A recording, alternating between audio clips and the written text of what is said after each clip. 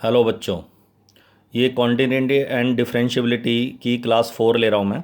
इसमें मैं कॉन्टिन्यूटी के कुछ क्वेश्चन डिस्कस करूँगा कि अगर फंक्शन हमें गिवन हो जाए कि फंक्शन कॉन्टिन्यूस है, गिवन है कि फंक्शन कॉन्टिन्यूस है और हमें किसी कांस्टेंट की वैल्यू निकालनी है के की, ए बी सी वगैरह की, तो कैसे करेंगे। तो इस क्वेश्चन में क्या रहा है, फंक्शन गिवन है जी 1 - cos 4x/x², if x is less than zero, के if x equal to zero, और ए का √x/√16 + √x - 4 if x is greater than zero. और हमसे कह रहा है कि जीरो के ऊपर फंक्शन कॉन्टिन्यूस है, तो because function is continuous at zero, so left hand limit, right hand limit और वैल्यू तीनों क्या होंगी, बराबर होंगी जीरो के ऊपर। ठीक है, तो अब हमें सबसे पहले निकालनी है जी left hand limit. Limit x tends to zero minus, आप सबको पता है तीनों में से कौन सी वैल्यू यूज़ करेंगे जहां एक्स की वैल्यू जीरो से छोटी है।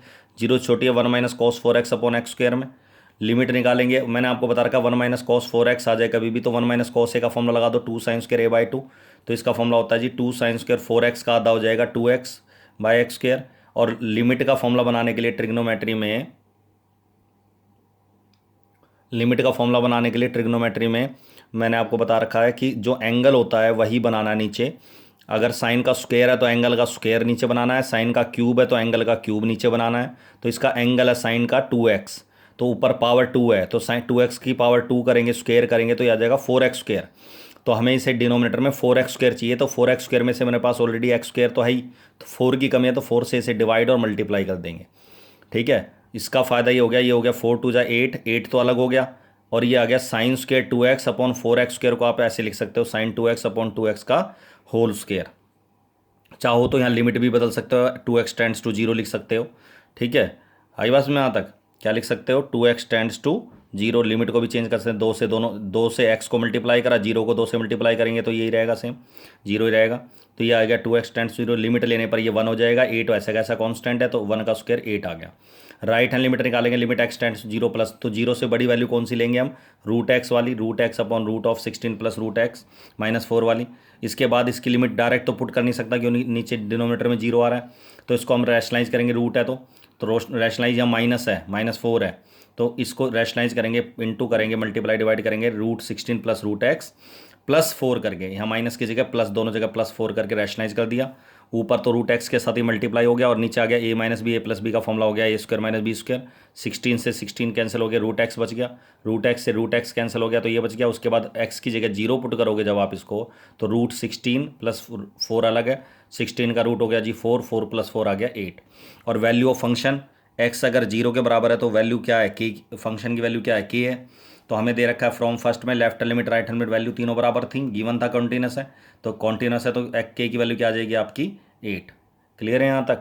नेक्स्ट क्वेश्चन देखो, तो इस क्वेश्चन में क्या है जी, सेवन्थ में एफ एक्स बराबर, असाइनमेंट का सेवन्थ क्वेश्चन है ये, साइन एफ फंक्शन हमें दे रखा है साइन a+1 इंटू एक्स, ये एंगल है, plus sine x/x if x less than zero, c if x equal to zero, और ये वैल्यू रूट की दे रखी है if x greater than zero.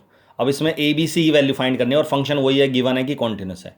तो because function is continuous given है, तो लेफ्ट लिमिट राइट लिमिट और फंक्शन की वैल्यू जीरो पे बराबर होगी। तो अब हम निकालेंगे जी left limit, left limit limit x tends to zero minus symbol डाल दिया। फंक्शन आपको लेना है जहां एक्स की वैल्यू जीरो से छोटी है, जीरो से छोटी वैल्यू कौन सी है, sign a+1x plus sine x/x। ठीक है, उसके बाद जब आप इसमें लिमिट निकालेंगे तो जो इसको x को अलग अलग कर दिया, सेपरेट कर दिया, x इसके नीचे भी लिख दिया, साइन के नीचे भी लिख दिया, और जो एंगल है इसका a+1x, तो a+1 नीचे बनाना है तो a+1 से मल्टीप्लाई और डिवाइड कर दिया। ठीक है, अब आप सबको पता है ब्रैकेट डाल रखा है मैंने क्योंकि दोनों की लिमिट लेनी है, तो इसका तो फॉर्मूला हो गया साइन a+1x/a+1x। ठीक है, ये 1 हो गया इंटू a+1 हो गया, और ये साइन x/x 1 हो गया, तो इसका आ गया a+2। चाहो तो लिमिट अलग अलग लिख सकते हो, अलग अलग लिखने के बाद इसकी लिमिट चेंज कर सकते हो। जैसे इसे लिख सकते हो आप a+1 से दोनों साइड मल्टीप्लाई करोगे तो a+1x टेंड्स टू जीरो, तो इसके आगे, और ये इसके आगे ऐसे ही रहेगा x tends to zero. Clear है यहाँ तक। उसके बाद राइट हैंड लिमिट में limit x tends to zero plus of root वाली रकम ले ली।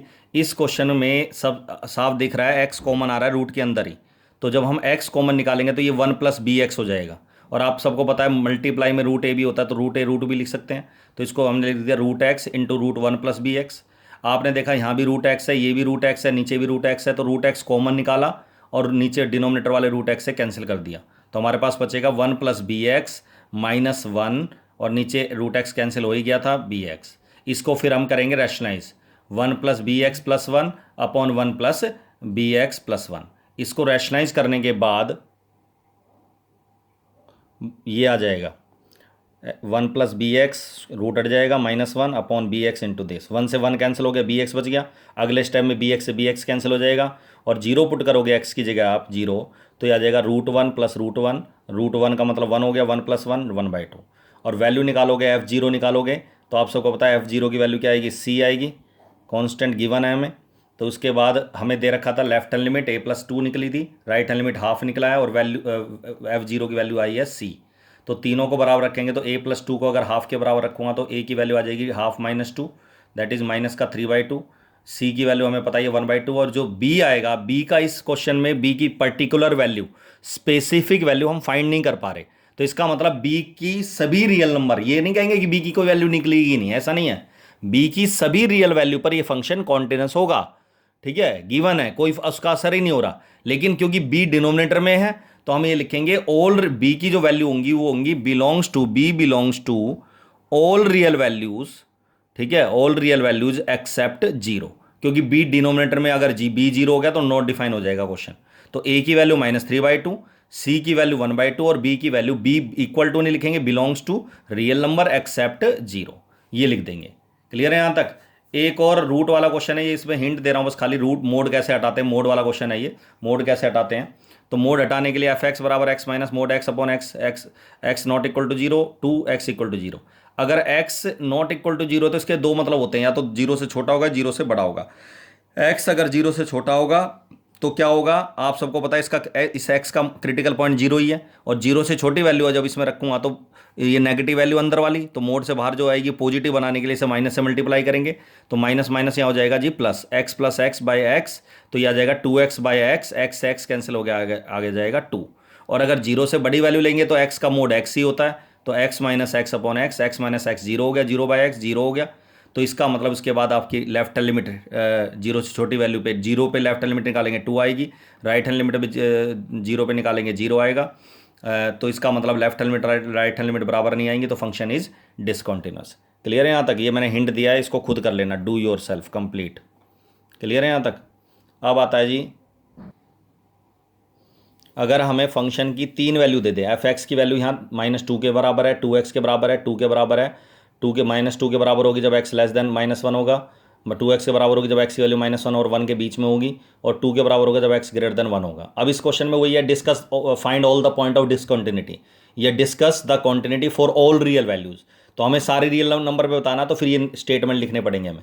आप सबको पता है पहले वाला है x लेस देन -1, तो यहाँ लिखेंगे x less than -1, equal to का साइन नहीं डालना यहाँ, ठीक है, लेस देन -1, f(x) क्या लेंगे -2, और -2 is continuous as it is a constant function. उसके बाद 4x -1 से 1 के बीच में बीच वाली वैल्यू लेंगे, लेकिन इक्वल टू का साइन यहाँ नहीं डालना कहीं भी, तो f(x) की वैल्यू 2x आएगी, 2x is continuous because it is a polynomial function.